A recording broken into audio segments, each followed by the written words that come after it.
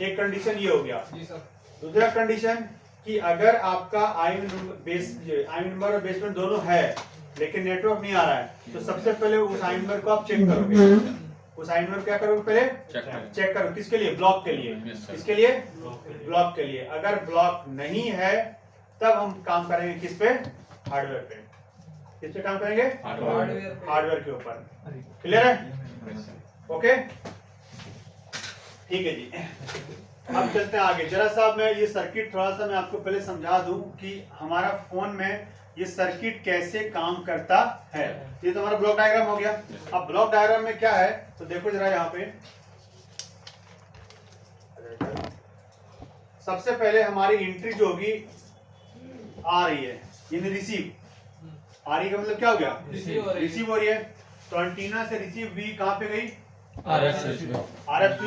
RF switch से हमारा कहाँ रिसीव होगा? एफईएम मॉड्यूल पे। कहाँ पे? एफईएम, ठीक है, एफईएम मॉड्यूल। फिर इस मॉड्यूल से अब देखो आपका दो लाइन गई हुई है। एक आपको कपलर के थ्रू पे डिटेक्शन की लाइन और एक आपकी के बैंड पास फिल्टर की लाइन गई है। ठीक है, अब ये बैंड पास फिल्टर मतलब वही फिल्टर हो गया कि कौन सी नेटवर्क है आपकी है, 2G है, 3G है, 4G है। और ये दोनों लाइन आपको फिल्टर करके फिर किसको देगी? ये आरएफ आईसी को देगी। ठीक है, जो मेन हमारा ऑपरेटर है नेटवर्क काम करने के लिए। अब आरएफ आईसी को जब प्रॉपर चीजें मिल गई, इंफॉर्मेशन पूरा आपको मिल गया, ठीक है, तो जब आप कॉलिंग करते हो, आप क्या करते हो? कॉलिंग करते हो। तो फिर इसी आरएफ के थ्रू आपका यहाँ पे रिसीव, ये आपका टीएक्स पाथ होगा और बैंड पास फिल्टर के थ्रू आपको देखना है कौन सा आपका 4G में काम कर रहे हो तो 4G का टीएक्स पाथ में जाएगा वो, और होते हुए फिर आपका कंटिन्यूअस कहाँ जाएगा? आपको लास्ट नेटवर्क में, बीटीएस में, जिसको बोलते हैं बीटीएस। तब आपकी कॉलिंग यानी उधर से आ रही है तब भी इसका यूज होगा, इधर से जा रही है तब भी इसका यूज होगा। ठीक है, अब यहाँ पे आपके पास सीपीयू से आरएफ आईसी के लिए हमारा प्रोटोकॉल लाइन कितना है? 4 और 2 6। ठीक है, IP IM QP QM RFFE clock RFFE data. RFFE का मतलब उससे वही होता है, रेडियो फ्रीक्वेंसी फ्रंट एंड। ठीक है, अगर आपके मोबाइल से ये जो आरएफएफई का लाइन अगर मिस रहेगा, क्या रहेगा? मिस। चाहे वो आपका इसका हो या तो कोई इसका आरएफएफई अलग है। हाँ सर, सीपीयू से आरएफआईसी का अलग हो गया, लेकिन सीपीयू से पीए लोगों का क्या हो गया? अलग। पीए लोगों का क्या हो जाएगा? अलग। तो अगर किसी का भी अगर आपका मिस है क्लॉक, तो उस कंडीशन में आपके फोन में भी आपको नो नेटवर्क रहेगा और जनरली वहां पे ऑप्शन देते हैं रेडियो सिग्नल ऑफ रहेगा। अभी लगेगा ये खत्म होने के बाद 2-4 दिन लगेगा, ठीक है ना? ये खत्म होगा उसके बाद 4 दिन में क्लास खत्म हो जाएगी। क्लियर है? पता नहीं, देखते हैं। अब इनकी रिक्वायरमेंट देखते हैं वोल्टेज के। ये तो हो गया हमारा प्रोटोकॉल लाइन, ये हमारा हो गया कौन सा? प्रोटोकॉल। अब इनकी वोल्टेज की रिक्वायरमेंट। तो सबसे पहले हम अगर रिक्वायरमेंट की बात करें तो देखो हर जितना भी पीए है, पीए को 2 वोल्टेज मिल रही है। कौन कौन सी? एक वीपीएच की और एक 1.8 की। चाहे वो 2G हो, चाहे 3G हो, चाहे 4G हो, चाहे 5G हो, सबको 2 वोल्टेज पहले चाहिए। एक वीपीएच और एक आपका 1.8 की। ठीक है, उसके बाद आपकी जो 4G पी है उसको एक और वोल्टेज चाहिए, वीपीयू वोल्टेज। कौन सी वोल्टेज? कौन दे रहा है आपको? एपीटी मॉड्यूल दे रहा है। कौन दे रहा है आपको? एपीटी आईसी बोलो, एपीटी मॉड्यूल बोलो। अब इसमें मैंने यहाँ पे अलग अलग वोल्टेज यहाँ पे क्यों लिखा है कि जब आपके फोन में सिम नहीं रहेगा, क्या नहीं रहेगा? सिम नहीं रहेगा, तो उस टाइम पे इसमें वोल्टेज यहाँ पे मिल सकता है 0.5 0.6। लेकिन जब आप सिम लगा दोगे, नेटवर्क रहेगा, तब आपके फोन तब यहाँ पे इस लाइन में मिल सकता है वोल्टेज आपको 3.0 के आसपास। ठीक है, तो वो वोल्टेज आपको चेक करने की वीपीए की हमारी प्रॉपर वोल्टेज आ रही है या नहीं है। इसका काम क्या है? Voltage for PA. Voltage for एक स्पेशल वोल्टेज है। ये दो वोल्टेज तो है ही है 3.7 और 1.8, लेकिन एक स्पेशल वोल्टेज है जो कि इसको मिलनी चाहिए, तब आपके फोन में रेडियो सिग्नल्स आएंगे, नहीं तो नहीं आएंगे 4G के लिए। ठीक है, नेटवर्क आईसी के लिए हमारी कौन सी रिक्वायरमेंट हो गई भाई? एक हमारी आती है, इसको बोलते हैं DIG, यानी डिजिटल इनपुट 1.0 या 1.2, और एक आपकी वोल्टेज कौन सी होगी? 1.8। क्लियर है? और इसको क्या चाहिए भाई? एक्सो यानी क्लॉक, क्रिस्टल लगा होता है ना, क्रिस्टल। Yes sir. 19.2 मेगाहर्ट्ज जो बेसबैंड क्लॉक के लिए था, वीबी क्लॉक। Yes sir. तो वो क्रिस्टल जो एक्सो लाइन है, ये मैक्सिमम फोन में पावर से आएगी, लेकिन कुछ फोन के अंदर हो सकता है ये लाइन आपको सीपीयू से दे।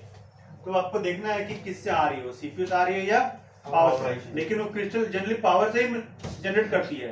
क्रिस्टल कहाँ लगा होता है? पावर के पास। इन भी उसी में होता है, आउट भी उसी में होता है, सिग्नल वही भेजता है। तो हो सकता है सीपीयू के थ्रू रूट करके भेजे, और नहीं तो डायरेक्ट आपको भेजे। वो डिपेंड करता है मॉडल के ऊपर कि किससे वो आ रहा है, डायरेक्ट पीएम से आ रहा है या सीपीयू से होते हुए आ रहा है। क्लियर है? तो ये इनकी रिक्वायरमेंट है। रिक्वायरमेंट क्या हो गई? आरएफआईसी की रिक्वायरमेंट क्या होगी भाई?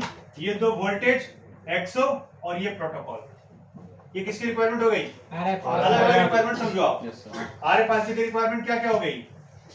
एक्सो लाइन यानी clock signal, clock line, digital line, दो वोल्टेज, और ये हमारा प्रोटोकॉल। तो अगर इसमें से एक भी हमारा मिस किया, यानी इसकी रिक्वायरमेंट खत्म हो गई, तो हमारे फोन नेटवर्क तब भी नहीं आता। तो ये इसकी रिक्वायरमेंट हो गई। अब यहाँ पे 4G नेटवर्क के लिए रिक्वायरमेंट हमारी क्या हो गई?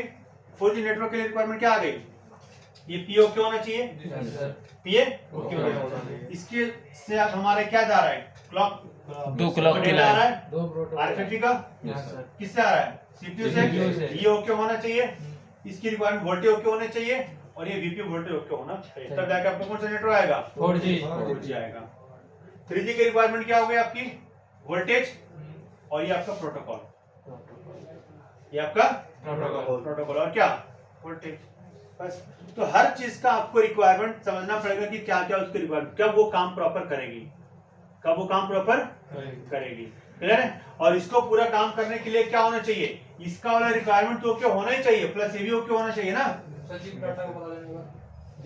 4G नेटवर्क को आने के लिए आपके फोन में ये रिक्वायरमेंट तो पूरा अपना लेगा ही लेगा, प्लस ये भी तो ओके होना चाहिए या नहीं?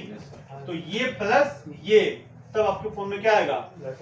4G नेटवर्क आएगा। क्लियर है? क्या बोल रहे? जीपी डाटा एक सिर्फ जनरल पैकेट, हम लोग इसको डाटा बोलते हैं, जो सीपीयू और आरएफआईसी के बीच में होता है, और इसका मतलब एक सर्विसेज भेजता है, वो पैकेट डेटा है, वो क्या पैकेट डेटा है। यानी मान के चलो एक आपको क्या बोलते हैं इसको, प्रोटोकॉल लाइन की तरह ही है वो भी है। हाँ बिल्कुल, जब तक पैकेट डाटा नहीं रहेगा तब तक आपका आरएफआईसी और सीपीयू कम्युनिकेट नहीं करेगा। ठीक है? तो आरएफआईसी और सीपीयू को काम करने के लिए आपके कितने हो गए? 7 लाइनें। कितनी? 7। इसका वोल्टेज 2, 7 और 2 9। तब आपकी WTR आपकी प्रॉपर में काम करेगी। अब नेटवर्क के लिए ये 9 प्लस ये 2 और प्लस इसके वोल्टेज, सब देखना पड़ेगा ना। तो अगर आपके फोन में 4G नेटवर्क नहीं आ रहा है, 4G नेटवर्क नहीं आ रहा है, ठीक है, तो सबसे पहले आप क्या सिम चेंज करके चेक करते हो। बाकी जो मैंने बेसबैंड और आईएम में बोला तो बोला ही बोला, पर सिम चेंज करके चेक करते हो ना। अगर दूसरा सिम से भी नहीं आया तब हम क्या करते हैं भाई? सर्चिंग में जाते हैं। क्या जाते हैं? सर्चिंग में जाते हो ना। अब वहां पे मैनुअल सर्चिंग करते हैं। अब वहां पे भी कहानी है, अब वहां पे भी हमारी क्या है? कहानी है। अगर आपकी 4G सिम लगी, यानी कि अगर आपका जियो लगा हुआ है, तो वहां तो 4G तो आएगा नहीं, सॉरी 2G आएगा नहीं, 2G आएगा नहीं। ठीक है? अब वहां पे अगर सर्च में आपका किसी भी सर्विस प्रोवाइडर का नाम नहीं आ रहा है, क्या नहीं आ रहा है? किसी भी सर्विस प्रोवाइडर का नाम नहीं आ रहा है, मतलब आपका रिसीवर पाथ का प्रॉब्लम है। किसका प्रॉब्लम है? रिसीवर का। अगर वहां पे तो दोबारा बता। सर्विस प्रोवाइडर का नाम आ रहा है, लेकिन आपको जब क्लिक करे वो सेलेक्ट नहीं हो रहा है, तो प्रॉब्लम आपका किसका है? TX लाइन का। किसका है? क्या मैंने बोला, आप सेटिंग में गए, सर्चिंग में गए, आपने मैनुअल सर्च किया वहां पे आपका सर्विस प्रोवाइडर का नाम नहीं आया, तो प्रॉब्लम किसका है? रिसीवर का। किसका प्रॉब्लम है? रिसीवर। अब देख लो रिसीवर के रास्ते में क्या क्या आपका है, समझ में आया? वहां पे सर्विस प्रोवाइडर का नाम आ गया, लेकिन इसको आप क्लिक करो तो रजिस्टर नहीं हो रहा, उस क्या वो सेलेक्ट एरर देता है ना वहां पे, तो यानी वो किसकी प्रॉब्लम हो गई? टीएक्स की। किसकी हो गई? टीएक्स की। तो टीएक्स का भी रास्ता तो यही है, यस सर, आरएक्स का भी है और टीएक्स का भी क्या है? यही है। ठीक है, तो दो चीजें आपको समझना है, आरएक्स और टीएक्स। आरएक्स में कब दिक्कत है, टीएक्स में कब दिक्कत है? एक चीज, दो चीज ये हो गया, सर्विस प्रोवाइडर नहीं आ रहा है तो आरएक्स की दिक्कत है, आरएक्स की दिक्कत है, और आ रहा है सेलेक्ट नहीं हो रहा है, सिलेक्ट नहीं हो रहा तो TX की टीएक्स की दिक्कत है। दिक्कत है। लेकिन आरएक्स में सिर्फ इधर से सेट करेंगे ना, और टीएक्स में दोनों साइड एक मिनट, एक साइड का इधर का ही आरएक्स हो गया इधर वाला ना, ये लाइन, और टीएक्स हो गया ये वाला। ये वाला लाइन। अलग लाइन तो अलग रहेगा, ठीक है। में क्या होता है, टीएक्स में क्या होता है फिर?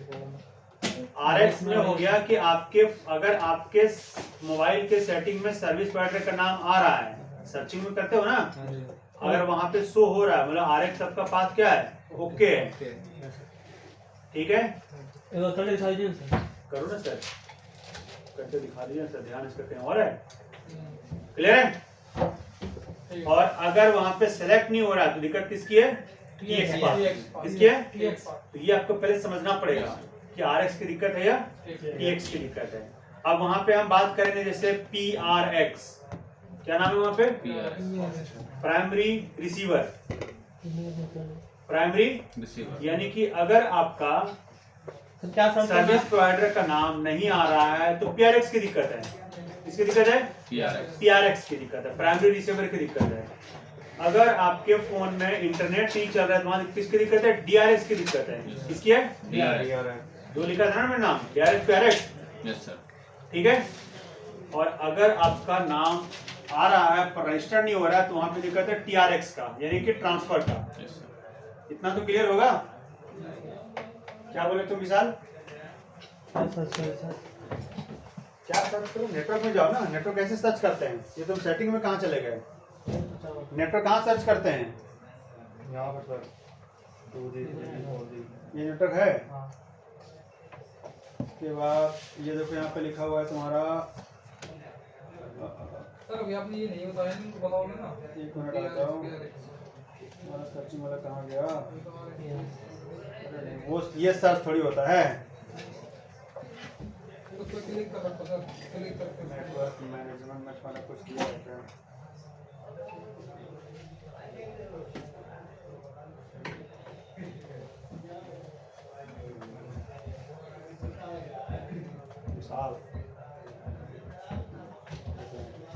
सिम के अंदर गए तो यहाँ पे प्रीफर नेटवर्क दिखा है, यहाँ पे प्रीफर नेटवर्क, इस पे गए, ठीक है।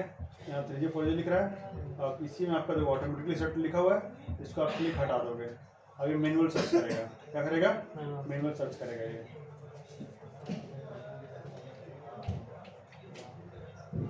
तो जब ये सर्च करेगा ना तो यहाँ पे नेटवर्क प्रोवाइडर का नाम आना चाहिए। अगर नाम यहाँ पे आ रहा है तो रिसीवर आपका ओके है, अगर नाम नहीं आ रहा तो रिसीवर आपका क्या है? फॉल्टी है।